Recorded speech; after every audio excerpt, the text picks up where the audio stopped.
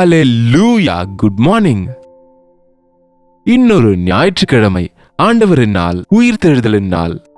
நம் ஆண்டவர் உயிருள்ளவர் என்று திரும்ப திரும்ப நாம் நினைத்து அவரை ஆராதிப்பதற்கு அவருடைய ஆலயத்துக்கு சென்று அவரின் இரத்தத்தால கழுவப்பட்ட விசுவாசிகள் எல்லாரோடும் ஒருமனப்படவும் ஆண்டவரை ஆவியோடும் சத்தியத்தோடும் ஆராதிக்கவும் மிகவும் முக்கியமான நாளுங்க. தயவு செய்து ஞாயிற்றுக்கிழமையில மற்ற வேலைகளை வைத்துக்கொண்டு ஆலயத்துக்கு போவதை அலட்சியப்படுத்தாதீங்க. முதலில் அவருடைய நீதியையும் ராஜ்யத்தையும் தேடினா எல்லாமே நமக்கு கொடுக்கப்படும். முக்கியமாக ஆண்டவர் சொன்னாரு, 6 நாள் கஷ்டப்பட்டு வேலை செய்யுங்க, ஆனா 7வது நாள் என்னுடைய நாள். கிளம்பிட்டீங்களா? ஒரு சிறிய தியானம். ஜெபிப்போம். பரிசுத்தரே, உமக்கு நன்றி ஆண்டவரே. உம்முடைய வருகை சீக்கிரத்தில் இருக்கிற நாட்களில் நாங்கள் உம்முடைய சமூகத்தில் ஆயத்தமா இருக்க வேண்டும் என்று, உம்முடைய சமூகத்தில் தான் நாங்கள் பரிசுத்தப்படுகிறோம். உம்முடைய பெரிய எண்ணங்களையும் திட்டங்களையும் நாங்கள் அறிய முடியும் என்று உணர்ந்து கொள்ளவும், ஆலயத்துக்கு சென்று நாங்கள் எல்லாரும் ஆராதிக்க எங்களுக்கு உதவி செய்யும்படிக்கு கிறிஸ்துவின் நாமத்தில் ஜெபிக்கிறோம் நல்ல பிதாவே, ஆமென். தேவனுக்கு ஸ்தோத்திரம்.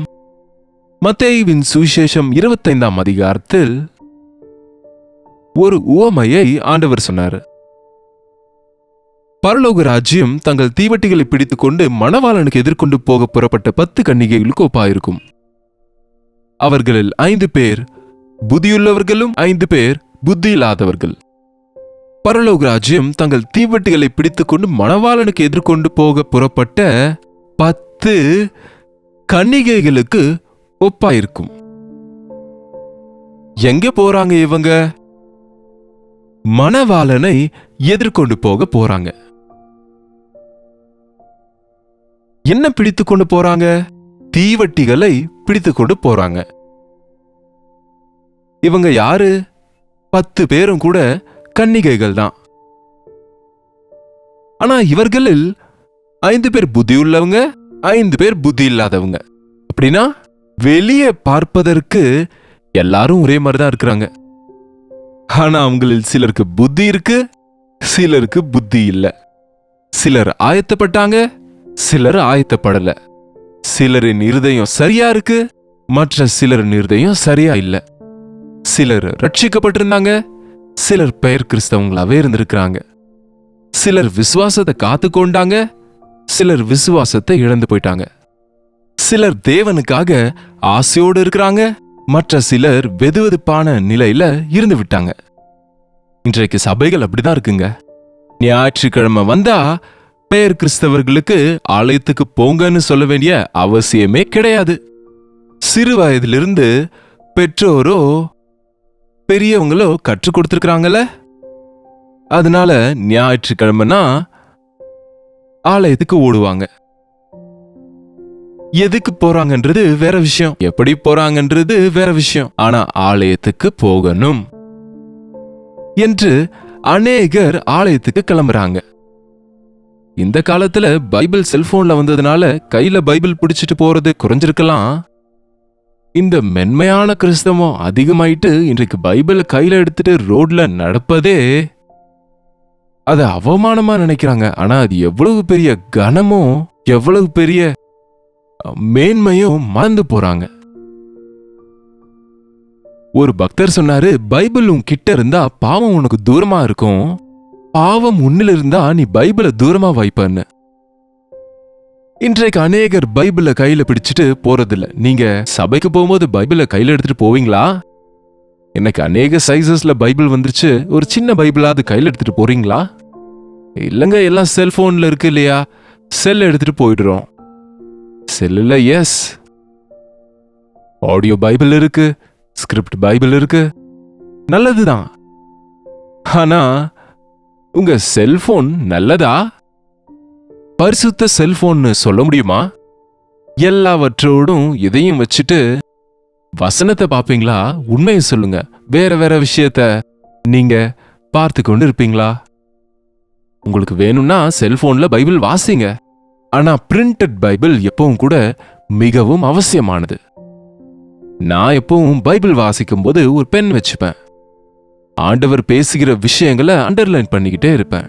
பைபிள் அழுக்காயிடும் நினைக்க மாட்டேன். பாழாயிடுச்சுன்னா, நிறைய கோடுகள் விழுந்துருச்சுன்னா இன்னொரு பைபிள் வாங்கி வாசிப்பேன். அப்படியாக நான் வாசித்து அண்டர்லைன் பண்ணிக்கொண்ட அந்த பைபிள்ஸை நல்லா பயன்படுத்தி அட்டையெல்லாம் கிழிஞ்சிருந்தா, இப்போ கொஞ்ச நாள் முன்னாடி சிலவற்றை ஒரு 10 பைபிள பைண்டிங்க்கு கொடுத்துருக்கிறேன். பழைய பைபிள்ஸ், பயன்படுத்தின பைபிள்ஸ. அதிலே விலையேறப்பெற்ற சத்தியங்கள் ஆண்டவர் வெளிப்படுத்தினது இருக்கு. நீங்க டிஜிட்டல் பைபிள் அப்படி பண்ண முடியுமா? ஆகவே பைபிள் எடுத்துட்டு போங்க. பைபிள் எடுத்துட்டு போறதுனால மட்டும் பக்தர்கள் ஆக முடியாது. ஒவ்வொரு கிறிஸ்தவனின் கையிலும் பைபிள் இருக்கணும்னு பக்த் சிங் ஐயா சொல்லுவாரு. ஆனா இன்றைக்கு பைபிளை பிடித்துக்கொண்டே பிரசங்கம் செய்கிறாங்க. பைபிளை பிடித்துக்கொண்டே கிறிஸ்தவன் சொல்றாங்க. ஆனா உன் வாழ்க்கை இப்படி இருக்குன்னு திட்டுறாங்கல்ல அநேகர். இன்றைக்கு ரொம்ப கொடுமைங்க, ரொம்ப வேதனையானது. பைபிள் கையில இருந்தா போதாது. பைபிள் கையில இருக்கிறதுனால மட்டும் கிறிஸ்தவங்க ஆக முடியாது. கழுத்துல சிலுவை இருக்கிறதுனால மட்டும் கிறிஸ்தவன் கிடையாது. இந்த 10 பேர் தீவட்டிகள்னா இந்த 10 பேரும் பைபிள் எடுத்துட்டு போறாங்கன்னு நினைச்சுப்போம். 10 பேரும் ஆலயத்துக்கு போகிறாங்க. 10 பேர் கையிலயும் பைபிள் இருக்கு. 10 பேரும் கன்னிகைகள்.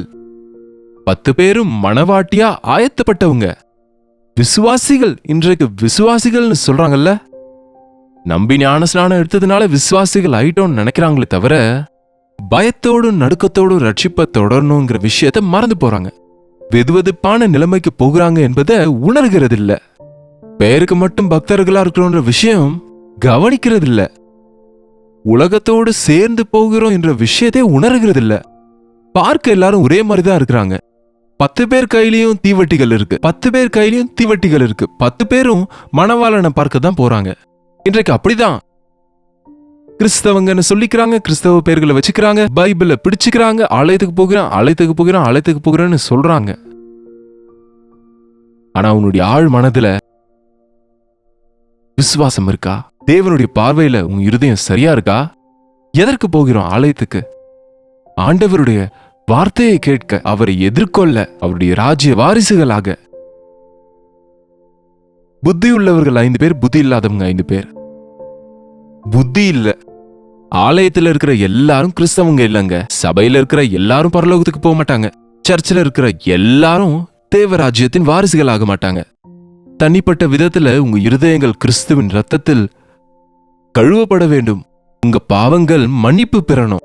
சுத்த இருதயத்தை காத்து கொள்ளணும். பயத்தோடும் நடுக்கத்தோடும் ரட்சிப்பை தொடர வேண்டும். கடைசி வரைக்கும் நிற்பவனே ரட்சிக்கப்படுவான். கிறிஸ்தவன் என்று சொல்லிக்கொண்டு, விசுவாசி என்று நினைத்து கொண்டு, பைபிள்லாம் நல்லா தெரியும் நினைத்து கொண்டு கெட்டு போகிறவங்களை எத்தனையோ பேரை பார்க்கிறோம் இன்றைக்கு. காரணம் எண்ணெய் இல்லாதது. அவங்க மேல பரிசுத்த ஆவியின் அபிஷேகம் இல்ல. அவங்க தேவனுடைய ஆவியை இழந்து போயிட்டாங்க. தேவனுடைய சமூகத்தை இழந்து போயிட்டாங்க. அவங்க எழுத்துக்களை பிடித்து கொண்டாங்க. ஆவியின் காரியங்கள் இல்ல. இங்க நம்ம பார்க்கிற 10 பேரில் 5 பேர் புத்தியுள்ளவங்க, 5 பேர் புத்தி இல்லாதவங்க. தேவன் இல்லை என்று மனதில் நினைக்கிறவன் மூடனாம். வாயை திறந்து சொல்ல மாட்டாங்க கிறிஸ்தவங்க. மனசுல நினைப்பாங்க. அவங்களுக்கு பதில் வராதப்ப, ஜெபத்துக்கு பதில் கிடைக்காதப்ப தேவன் இல்லை நினைப்பாங்க. எப்பயாவது அப்படி நினைச்சீங்களா? எனக்கு ஏன் இப்படி நடந்துச்சு, தேவன் இருந்தா அப்படின்னு சொல்லுவீங்களா? அப்பப்ப எது என்ன வேணாலும் தேவன் இருக்கிறாரு. நன்மையோ தீமையோ அவர்தான் என்பது உண்மையான விசுவாசம். தீமையை பழக்கமாக செய்கிறவன் மூடன் என்று வேதம் சொல்கிறது. திரும்ப திரும்ப தவறுகளை செய்து கொண்டு மன்னிங்கப்பா, திரும்ப அதே தவறு செய்து மன்னிங்க, திரும்ப மன்னிங்க என்று சொல்லிட்டு புத்தியீனனுக்கு தீமையை செய்வது விளையாட்டா இருக்கான். இப்படி அடிக்கடி தவறு செய்து கொண்டு திரும்ப மன்னிப்பு கேட்கிறவன் புத்தி இல்லாதவன். கோபத்தை இருதயத்தில் வைத்திருக்கிறவனை பற்றி வேதம் சொல்கிறது, மூடரின் நெஞ்சிலே கோபம் குடிகொள்ளும் என்று. எனக்கு யார் மேலேயும் கோபம் இல்லைன்னு சொல்லுவீங்க. ஆனா உங்க பேச்சுக்கு யாராவது வந்தா புஸ்ஸுன்னு புத்துல இருக்கிற பாம்பு படம் எடுக்கிறது போல செய்றீங்கல்ல. நம்ம ஈகோவை யாராவது தொட்டுட்டா இல்லாத கோபம் வரும். உன் இருதயம் பரிசுத்தமாக்கப்படல. அது உன் வாழ்க்கையும் உன் சாட்சியையும் கெடுக்குது. வேசித்தனம் செய்கிறவன் மதிகேடன் என்று வேதம் சொல்லுகிறதுங்க. தேவனுடைய பிள்ளைகள் என்று சொன்ன பிறகு மாம்ச இச்சைகளுக்கு நம்ம இடம் இல்லைங்க. பாலியல் அசுத்தங்களுக்கு இடம் கொடுக்க கூடாது. நம்ம அது கிரியையில் ஆனாலும் எண்ணத்தில் ஆனாலும் அசுத்தம் அசுத்தமே. இச்சையோடு பார்க்கிற எவனும் விபச்சாரம் செய்தாயிற்று என்று வேதத்தில் ஆண்டவர் சொல்லியிருக்கிறார்ல. தேவ பிள்ளைகள் சொல்லிக்கொண்டே மூவிஸ்க்கு போறவங்க, தவறான காட்சிகளை பார்க்கிறவங்க, நீங்க புத்தி இல்லாதவங்க, பேருக்கு மட்டும் கிறிஸ்தவங்கன்னு சொல்றீங்க, ரட்சிக்கப்பட்டவன்னு சொல்றீங்க, விசுவாசிகள் என்று சொல்றீங்க, ஆனா அருவருப்பானதுக்கு இடம் கொடுக்கறீங்க. தேவன் இல்லை என்று மனதிலே நினைக்கிறவன் மதிகேடன், தீமையை விளையாட்டாக செய்கிறவன் மதிகேடன், கோபத்தை நெஞ்சில் வைத்திருக்கிறவன் மதிகேடன், ஸ்திரீயுடன் விபச்சாரம் செய்கிறவன் மதிகேடன், சரீரத்தை அசுத்தப்படுத்துகிறவன் புத்தி இல்லாதவன். ஒரு பணக்காரனுக்கு நல்ல விளைச்சல் வந்ததாம். விளைச்சலை நல்லா சேர்த்து கொண்டு, என் ஆத்துமாவே சாப்பிடு, திருப்தியாயிரு, புசித்து குடித்து பூரிப்பாயிரு, உனக்கு அநேக வருஷங்களுக்கு வைக்கப்பட்டிருக்குன்னு ரொம்ப புத்தியுள்ளவன் நினைச்சிட்டாரு. என் ஆத்மாவே கர்த்தரை ஸ்தோத்திரி, அவர் செய்த நன்மைகளை மறவாது என்று சொல்லாம, ஆத்மாவே புசித்து குடித்து பூரிப்பாயிரு, தேவன் கொடுத்த நன்மையெல்லாம் பெற்று தேவனை துதிக்காம குடிப்பது சாப்பிடுவதுதான் வாழ்க்கைன்னு நினைக்கிற விசுவாசி என்னங்கன்னா, தேவன் என்ன ஆசீர்வதிச்சார் என்று சொல்லிக்கொண்டு பூனைக்கு பிச்சை போட மாட்டாங்கன்னு சொல்லுவாங்க பாருங்க.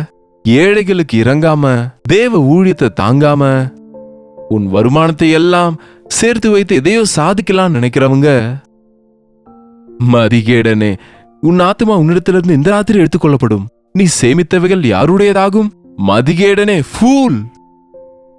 இந்த இரவு உயிர் போயிடுச்சுன்னா நீ சேர்த்து வைத்தவைகள் எத்தனையோ வருஷத்துக்கு, எவ்வளவு காலத்துக்கு நினைக்கிற? நாளை குறித்து நமக்கு தெரியாதுல்ல. பணமே எனக்கு எல்லாம், பணமே என்னை வாழ வைக்குது நினைக்கிறவங்க மதிகேடன். விசுவாசிகள்ல இப்படிப்பட்ட முட்டாள்கள் எத்தனையோ பேர் இருக்கிறாங்க. புத்தியுள்ளவங்க யாருன்னா, தேவ வசனத்தை கேட்டு திருத்திக் கொள்றவங்க, கடிந்து கொள்ளுதலை ஏற்றுக்கொள்ளுகிறவங்க, ஆண்டவரை நேசிக்கிறவங்க, தீமையை வெறுக்கிறவங்க,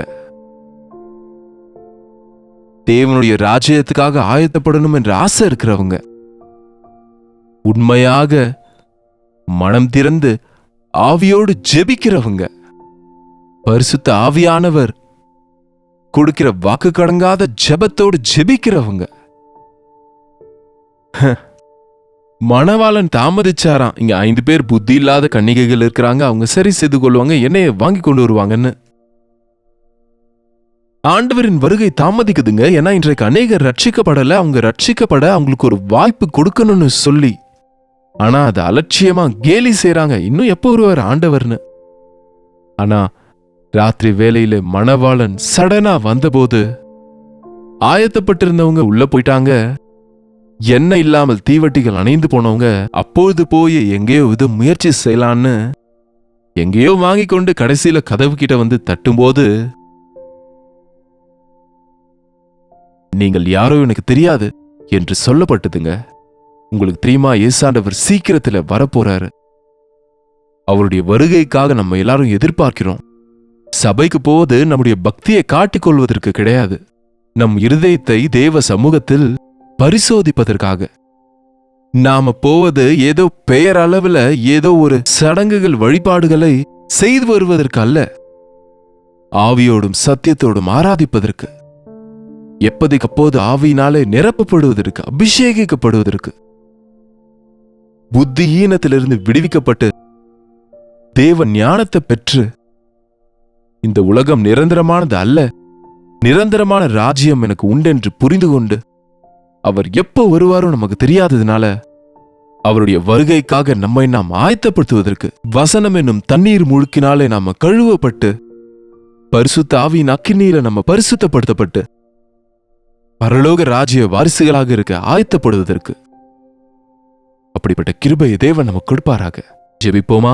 பரிசுத்தரே, அன்புள்ள ஆண்டவரே, ஒரு முறை இன்றைக்கு எங்களை நீங்க பாருங்க ஆண்டவரே. மேலோட்டமா பக்தர்களா காணப்பட்டு உள்ள வல்லமை இல்லாதவர்களா இல்லாம, தேவனை விட சுகத்தை அதிகமா விரும்புகிறவர்களா இந்த கடைசி நாட்கள்ல நாங்க இல்லாம, ரட்சிக்கப்பட்டோம் என்கிற நாங்க, விசுவாசிகள் என்று சொல்கிற நாங்க, சபைக்கு போகிறோம் என்கிற நாங்க, வேதம் வாசிக்கிறோம் என்று நினைக்கிற நாங்க, உம்முடைய வசனத்தின்படி வாழ்வதற்கு, எங்கள் இருதய சுத்தத்தை காத்துக்கொள்வதற்கு, அவ்வப்போது உம்முடைய ரத்தத்துல கழுவப்பட்டு சுத்த இருதயத்தோடு உமக்கு பிரியமானவங்களா உம்முடைய திட்டத்திலே வாழ்ந்து நீர் வரும்போது எடுத்துக்கொள்ளப்படுகிற சபையில இருப்பதற்கு இந்த சோசியல் மீடியாவின் மூலம் தினமும் வசனத்தை கேட்கிற ஒவ்வொருவருக்கும் உதவி செய்யும்படிக்கு ஆலயத்துக்கு போகையிலே உம்முடைய சமூகத்தை கொடுக்கும்படிக்கு இயேசுவின் நாமத்தில் ஜெபிக்கிறோம் நல்ல பிதாவே, ஆமென். பிதாவாகிய தேவனுடைய அன்பும் குமாரனாகிய இயேசு கிறிஸ்துவின் கிருபையும் பரிசுத்த ஆவியானவருடைய அந்யோன்யமும் ஐக்கியமும் கூடி வந்திருக்கிற அனைவருக்கும் இப்பொழுதும் சதா காலமும் துணையா இருப்பதாக, ஆமென். தேவனுக்கு ஸ்தோத்திரம். உங்களுடைய ஜெப விண்ணப்பங்களுக்கும் பாரங்களுக்கும் நீங்க எங்களுக்கு 8939801234 என்ற நம்பருக்கு ஒரு டெக்ஸ்ட் அல்லது வாய்ஸ் மெசேஜ் வாட்ஸ்அப்ல எங்களுக்கு அனுப்புங்க. உங்களுக்காக நாங்க ஜெபிக்கிறோம், நீங்களும் ஜெபிங்க. இன்றைக்கு கல்வரி சர்ச்ல நடக்கிற 2வது தமிழ் மற்றும் தெலுங்கு ஆராதனையை உங்களுக்கு நாங்கள் லைவ் கொடுக்க முயற்சிக்கிறோம். நீங்க உங்களுடைய சபைகளுக்கு சென்று தேவனை ஆராதிங்க. திரும்பி வந்த பிறகு இருக்கிற நேரத்துல கல்வரி சர்ச்ல தேவன் கொடுக்கிற செய்தியை கேட்டு நீங்களும் ஆவிக்குரிய பலனை பெற்றுக்கொள்ளுங்க. கர்த்தருக்கு சித்தமானால் நாளைக்கு இதே நேரத்துல அனுதின தியானத்துல கர்த்தருடைய வார்த்தையோடு உங்களை சந்திக்கிறேன். அதுவரை கர்த்தருடைய கிருபை உங்களுக்கு துணையாக இருப்பதாக.